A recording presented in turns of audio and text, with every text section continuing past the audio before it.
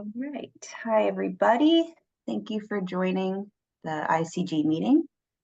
Give me 1 second. Okay. All right. So welcome to the, I don't know what number ICG meeting this is, but March Interagency Consultation Group meeting. This meeting is being recorded. If anyone is experiencing technical difficulties, please send a message in the chat. We are going to start by approval of the, what is going on? Oh, that should say that. Oh, I'm sorry, this is the wrong. Oh, these are the minutes. I am losing my mind. Okay, here's the agenda. We're going to start with the approval of the February 2024 minutes. And are there any questions or comments about the minutes? Okay. And can I then have a motion and a second to approve the minutes, please? I'll make a motion to approve the minutes. I'll second. Thank you. Okay. And we will now vote on approval of the minutes. Members in support, please say aye. Aye. Aye. Aye. Thank you. The minutes are approved, and we will now move on to the next item in the agenda, which is Keith Kucharik, my colleague from BMC, will present information about 2 new tip amendments, and then we will discuss and review the conformity status of the projects. So let me share that for you, Keith, your PowerPoint.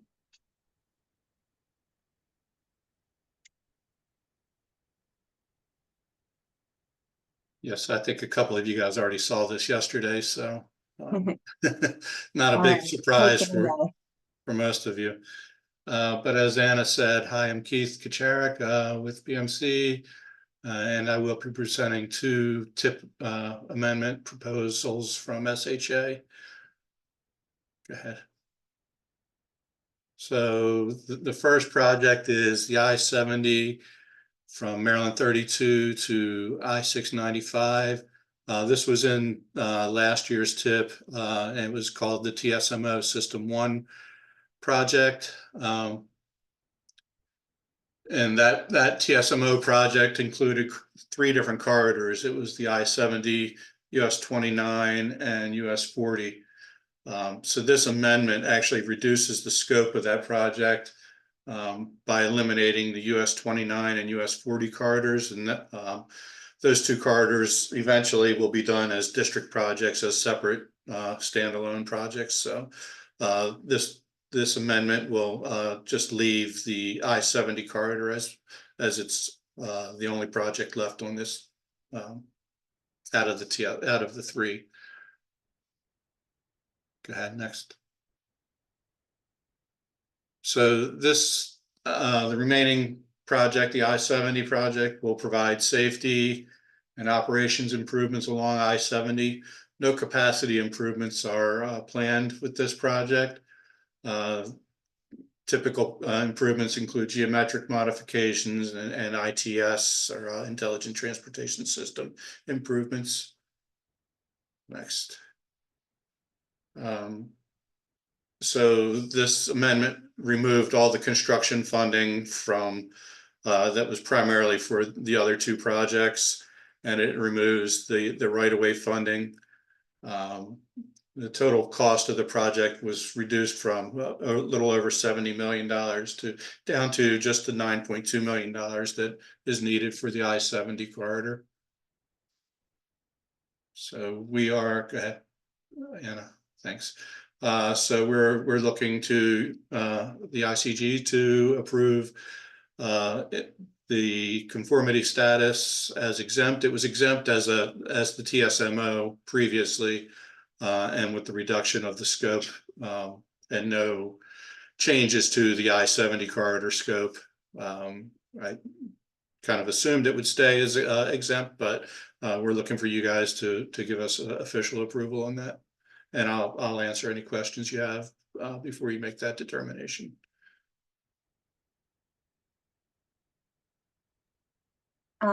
Would you all like to hear about the next project, and then I guess after we're done, then I can share that little summary sheet of both of them with the exemption reasoning.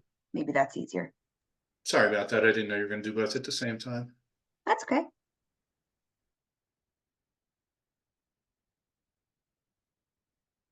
Okay, so the next project is a brand new project that's being added to the 2024 to 2027 tip. This is the National Electric Vehicle Infrastructure, or NEVI project.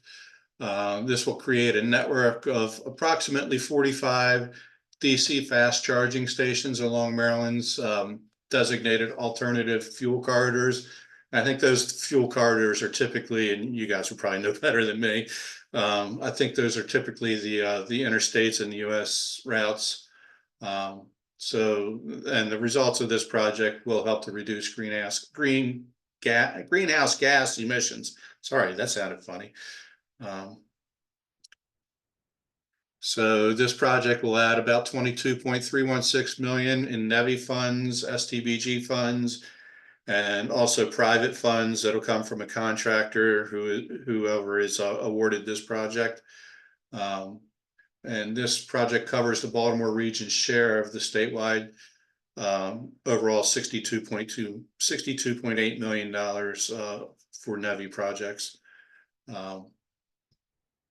Yes, so next slide, and that should just about cover this project. So again, no roadway improvements associated with this project. So we're recommending a conformity status to be exempt, but we're looking for your approval on that. And again, I'll try to answer any questions you may have. This is Sophia. I have a quick question about the NEVI project, just more out of like clarification and curiosity. So for the NEVI project, it sounds like based on this, it's just going in as like one project in the tip, because I know like once the funds get distributed, it's actually going to be like different sites and different projects. But is that just all considered like under one umbrella in the tip?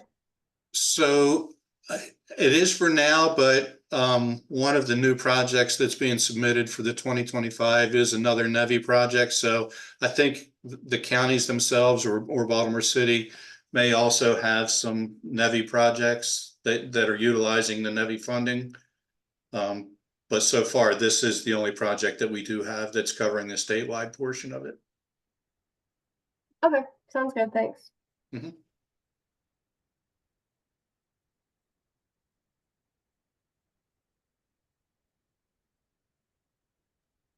Okay, I will. Thank you, Keith. I'm going to share. I have a my- question. Oh, go ahead, So- Jasmine. For the NEVI projects, with the statewide,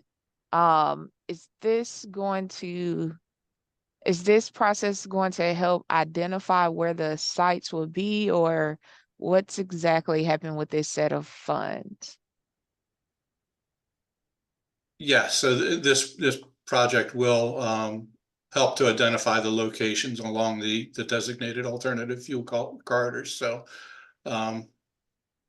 yeah, it could be along public roads or publicly accessible locations. So for instance, they could be adding these into welcome centers or things like that are along the interstates. So I think the legislation says that they along these designated corridors that there has to be charging stations every certain amount of miles. And forgive me, I don't know. It's 50 every miles. 50 miles. Yes. Yeah. So it's going to help to identify those locations. Yes. Okay. Thank you. Mm-hmm.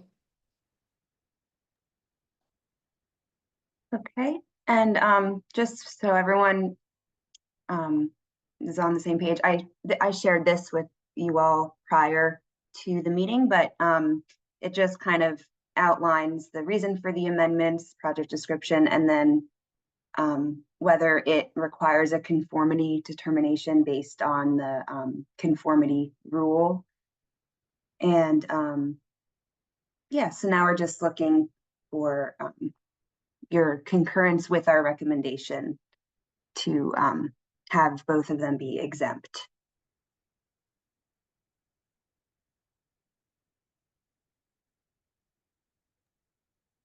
I'll make a motion to concur with the exemption status that BMC proposed. I'll second that. Okay, thanks. And I guess does now we'll vote. So members in support, please say aye. Aye. Aye. Aye. Great. Thank you. All right. So,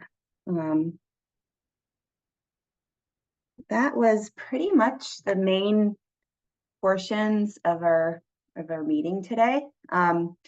We can move on to member updates next. So I guess we'll just go down the list. If anyone has anything, I saw Greg joined. Hi, Greg. But we'll start with Brian. Okay, yep. Give me 1 second to pull it up here. Sure.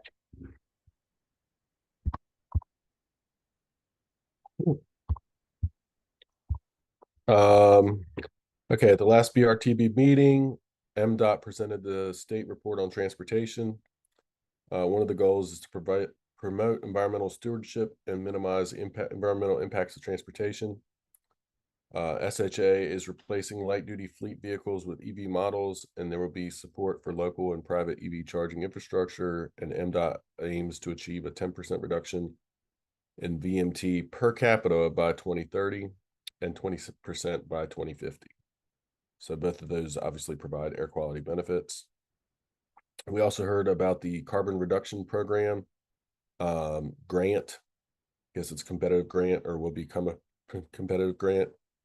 And 65% of Maryland's or any states, I guess, apportionment will be suballocated to urbanized areas with populations greater than 50,000. So we're looking forward to seeing what projects get funded out of that. Great, thank you. And Catherine? Cool. Greg, I hope I'm not stealing your thunder again, talking about the new PM NACs. But yeah, as I mentioned last time, Steal away. I'll only step on your toes a little bit. So yeah, there's new PM NACs, and so MDE is starting the development of a formal request or a formal I guess designation request on like how we think the state is doing in terms of the PM NACs for our portion of it, for the state's recommendation of it. It uses data from 2021 to 2023. And so we've been working with our air monitoring program to see how the state is doing for those years. And it looks like all the monitors in Maryland are below 9 micrograms per cubic meter, which is the new standard. But we are still developing our recommendations, and we have no later than February of 2025 to submit it. So just getting the ball rolling on that formal recommendation from the state. Great, thanks. Yeah, that was actually on my list of things to follow up on because it's new. So good to hear about the developing recommendations. Sophia, do you have any updates? I don't have any updates today to share. Thank you. Okay. Greg.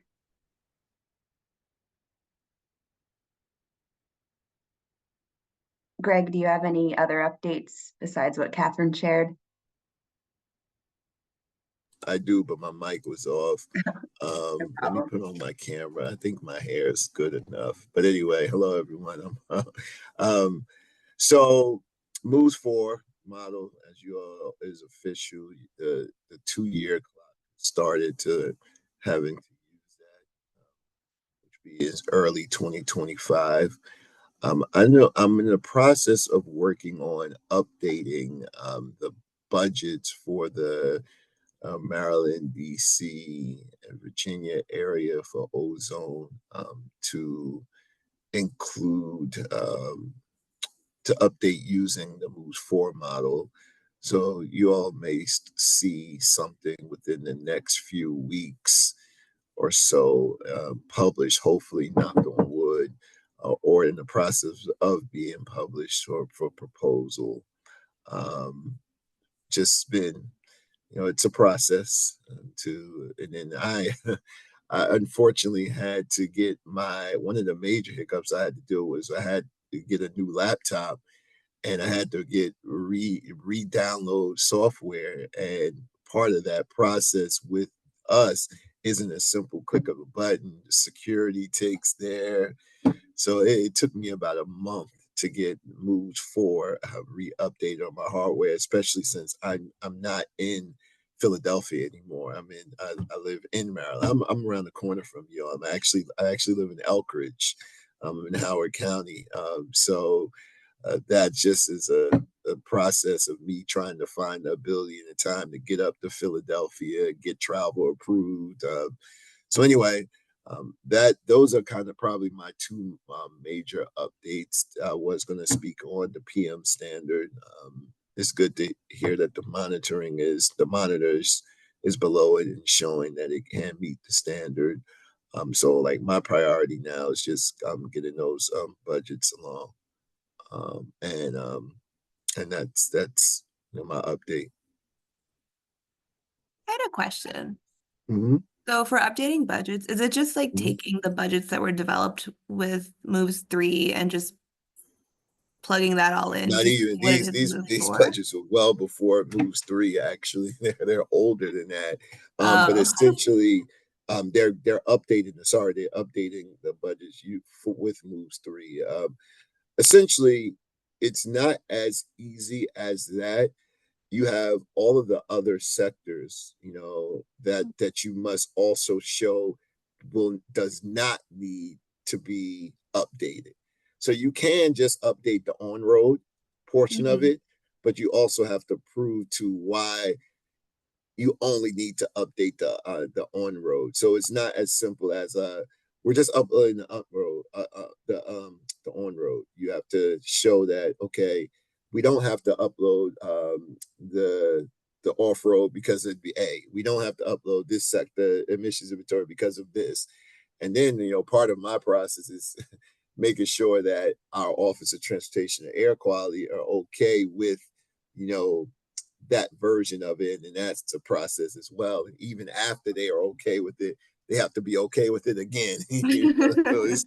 And so, but yeah, it's essentially using the newer model and running it again, because we know the newer models, when it spit out, data, it was, giving out higher numbers. Every model, spits out a little higher for NOx, VOCs, what have you. So at some point, the older models can no longer sustain those increase of emissions. So, it's not unheard of. Areas updating their budgets, their prior budgets are already in place with newer budgets, with the newer model. Okay. And are there like policy implications? Is there anything like MDE needs to be doing in regards to this process? Nothing. I mean, the state was responsible with providing the data, Mhm. doing and providing the justification behind other sectors, not needing to be updated, but we have that. The biggest thing is, when you deal with a budget update, the reason that budgets are likely updated is because the projects that are on hand or that are looking to be done won't meet past transportation conformity, Mhm. because the budget, the numbers that are modeled are showing that they're very close to the budgets that are in place with the prior model or beyond it. So you'll have an area, say, like I've updated budgets in 5 areas in Pennsylvania, and that was the issue. But once they were still using mobile 6.2 at the time, which was the oldest one, and they updated using Moves 2014. But since then, they haven't had to update Moves 2014 using Moves 3 because the type of projects that they do and the level that they do, they've been able to successfully meet their budget still with using Moves 2014. But and that's why I'm testing it against Moves 3. But if they were to at any point see that, oh my goodness, we're no longer using Moves 3, we no longer can, or let's say Move 7 comes out and now it's really elevated and that they no longer is working with them keeping their baseline budgets with the Moves 2014 model, they can update those baseline using the newer model. So that's essentially what's happening. Okay, cool. Thank you. Okay. That's all I have. Great, thank you. And Jasmine, any FHWA updates? The few updates I have is, I believe this was already announced, but just want to share again, the carbon reduction strategies has been approved for the state of Maryland. That was approved a few weeks ago. We also have received their transportation resiliency plan. So this plan is not federally required, but there are some incentives for having it. So we are currently reviewing that for feedback and comments for the state of Maryland. A NOFO went out last week on the prioritization process pilot program. The intention of this program is to fund the development and implementation of pilot prioritization processes that addresses and integrate the components of existing transportation programs and support projects that improve safety, climate change, sustainability, equity, and economic strength. There's also another component for MPOs serving a population of 200,000 or more, which BRTB is that. But there's a component that you can look at to develop and implement a publicly accessible, transparent, data-driven prioritization process for ranking and selecting projects for inclusion in the TIP. So there is a webinar coming up on March 7th on how to apply for that. I will see if I can drop the link in the chat for you all to attend. And I also sent this information to Todd last week. So for the MPO to have, okay, it said the message is too long. Hold on, let me see if I can make it shorter. But yeah, those are all the updates that I have. So if you guys can attend that webinar, there it is. If you guys can attend that webinar to learn more about it, this is very new. I'm not too versed in all of it myself, so I'll be learning as you all are learning about it as well. So all my updates. And oh, the deadline is May 1st. That's all. Great, cool. Thank you for sharing that link.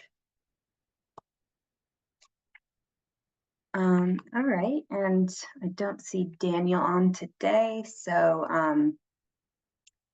no updates there. So we can move on to other business. So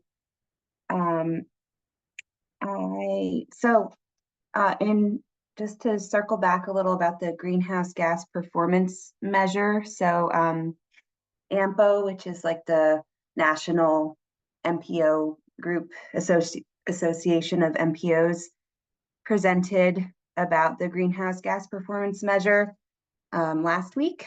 And so MPOs will have the option to adopt the state's target or calculate their own. And so this is something that BMC will be kind of looking to, I guess we're going to first want to see what the state's target is, and then we're going to decide what we want to do from there, but but you all at ICG know if we need assistance with figuring out which target to do. And MPOs have 180 days after the state adopts their target to adopt ours. And yeah, so it should be an interesting process, especially for me. I've never done anything like that before, so I'm looking forward to coordinating and working with everybody on this process. And finally, the next meeting is April 3rd, and we're gonna have that in person at BMC. And it'll also be a hybrid meeting, so in case you can't make it in person, you'll have the option to join virtually, but hopefully we can have a good discussion about the exemption status of the new projects in the 2025 to 2028 TIP. And yeah, I think that's all I have. Does anyone else have anything?